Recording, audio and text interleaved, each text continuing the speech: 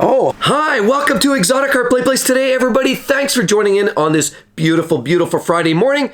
Today we are going to dive into 2020's worst recalls, automotive recalls. Let's get into it now.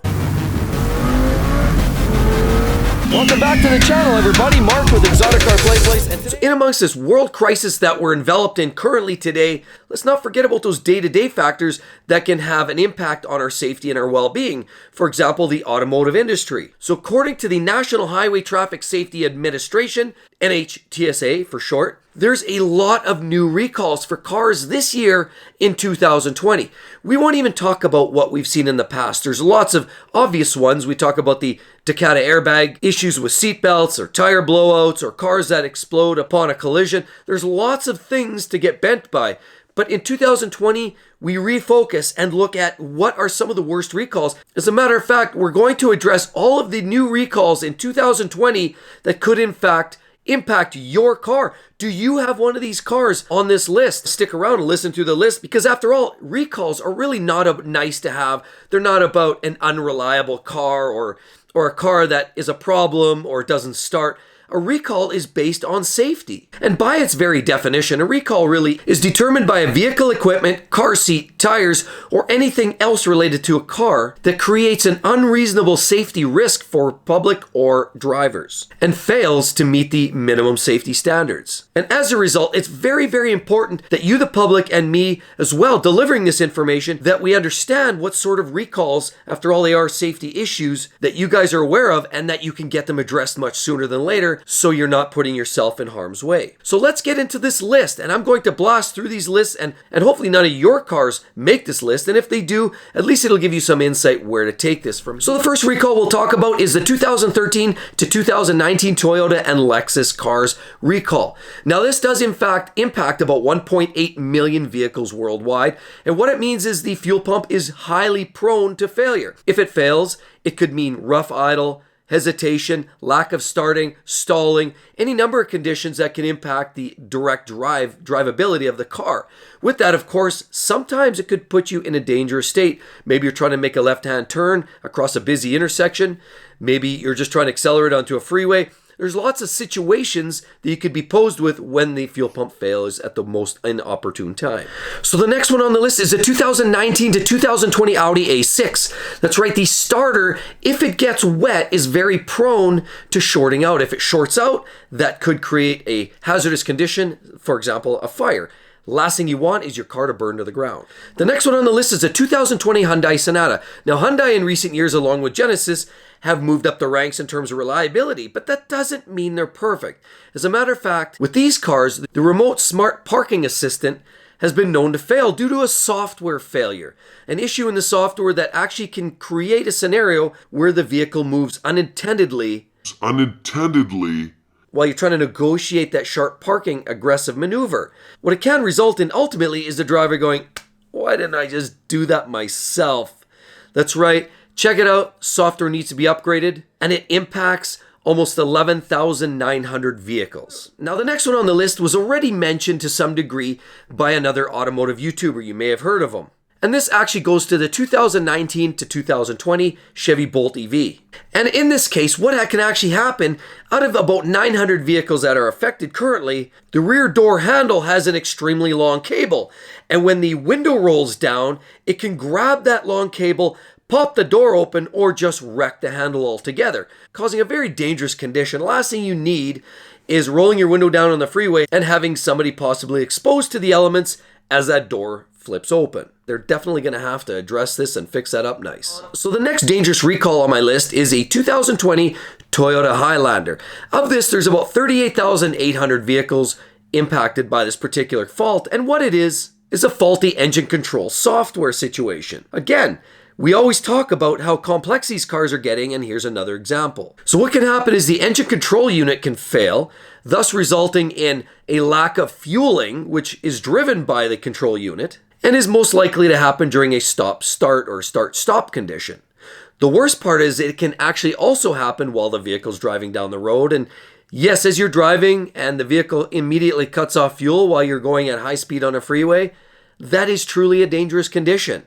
and that needs to be sorted out as soon as possible. As a matter of fact, this recall starts at approximately April 24th of 2020. So the next failure impacts 2014 to 2016 Ford Fiesta and Fusions, as well as the Lincoln MKZ. And this ultimately is a latch pawl spring tab design failure, which when it's exposed to higher temperatures, higher ambient temperatures, it often starts out by saying the doors are open. Even when the doors appear to be closed, you get a fault code, or you see it on the dashboard that doors are not closed or their doors are open, when in fact you've tried to close it. And what it can result in is not it properly grabbing the doors. You close it and then it can actually pop loose, or driving down the freeway and the doors can just snap loose because that grab is no longer functioning properly. Another absolutely brutal design. So the next failure goes to the 2020 BMW X3, X4, 3 Series, and 8 Series. And what it impacts are the seatbelt buckles. It actually believes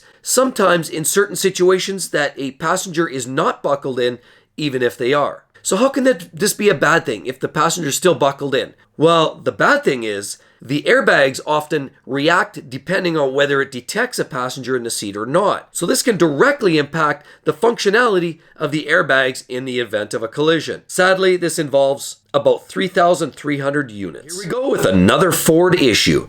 This one is a 2011 to 2016 Ford Fiesta or a 2012 to 2016 Ford Focus, and it has to do with transmission issues and the 6-speed dual clutch system that's found in these cars. What this really means is an unexpected activation of the transmission where it's been known to surge forward, possibly into intersections or other dangerous conditions.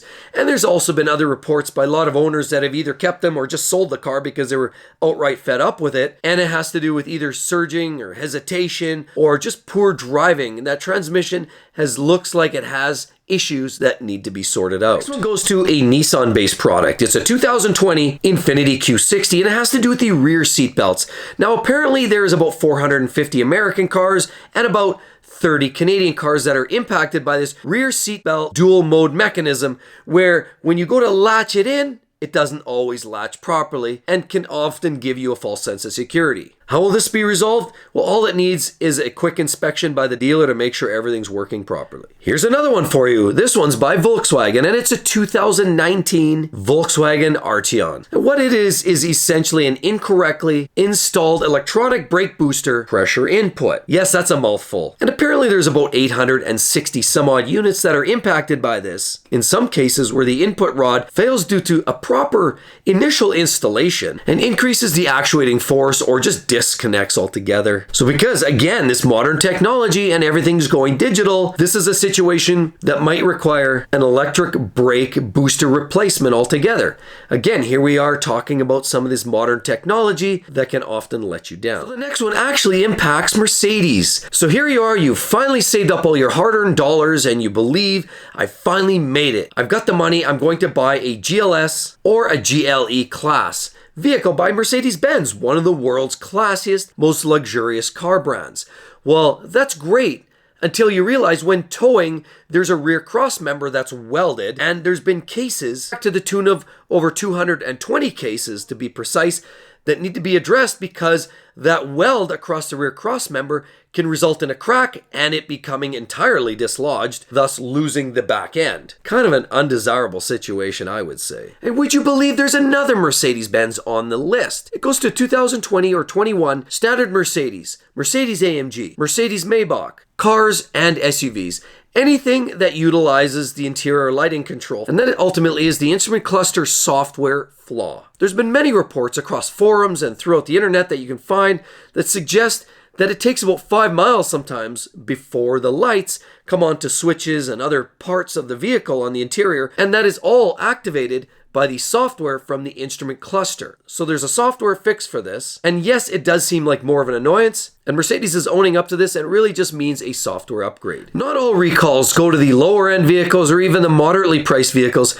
Even the top dollar premium high-end vehicles can be impacted by recalls as well. And how about the 2018 Bentley Bentayga and the side airbag issues? Now, obviously, if you have airbags that don't work properly, as in this case, in the event of a collision, the side airbags don't necessarily inflate correctly, which could result in the obvious severe injury to the passenger or the driver. The next recall now goes to Ford again. They almost own the crown.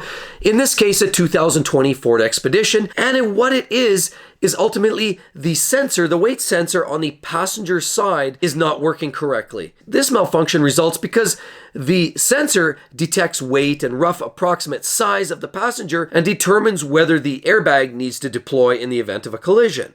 In this case, it doesn't properly do that, and in actuality, what could result in is the airbag not doing what it's supposed to do, and therefore a passenger could get severely injured or worse. So how about the next one? We go over the pond. We talk about the 2017-18 Land Rover Discovery, which sees a fault that the trailer brakes and the trailer lights are not working when you're towing. Now again, this seems to be software related, and the company will update the body software free of charge as the fix. Fortunately, there's only about 1,500 vehicles that this impacts, but nonetheless, if you're an owner of one of these, you're going to want to get it fixed. Next issue, there's only about 229 vehicles affected, but it goes to the Audi Q7. And we're talking specifically the 2017 to 2019 model years.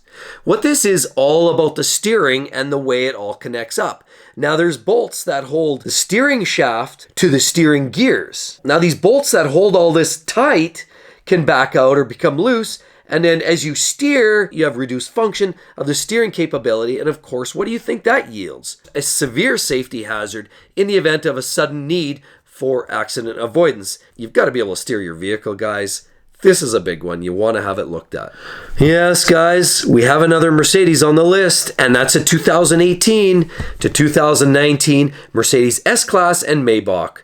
That's right, these engines are great. They're masterpieces. These cars are a thing of delicious beauty. However, under heavy load and strong driving, these engines have these oil drain plugs that are known to become loose and dislodged. If that happens, one of two things can happen. Either A, you lose your oil and the engine seizes and it's an extremely expensive proposition, or B, the oil slowly seeps out of there, winds up under the tires, and it becomes a very dangerous condition where tires can slip and slide. You put oil on your tires or your brakes, what do you think that's going to mean? It's not good either way, but this needs to be sorted, and Mercedes will step up and take care of that. The next one's a small one by Toyota, and it's the Corolla 2020 specifically. Reports has it there's about 1,000 cars that are impacted by this, and there's a rear electrical connector that goes to the hatch.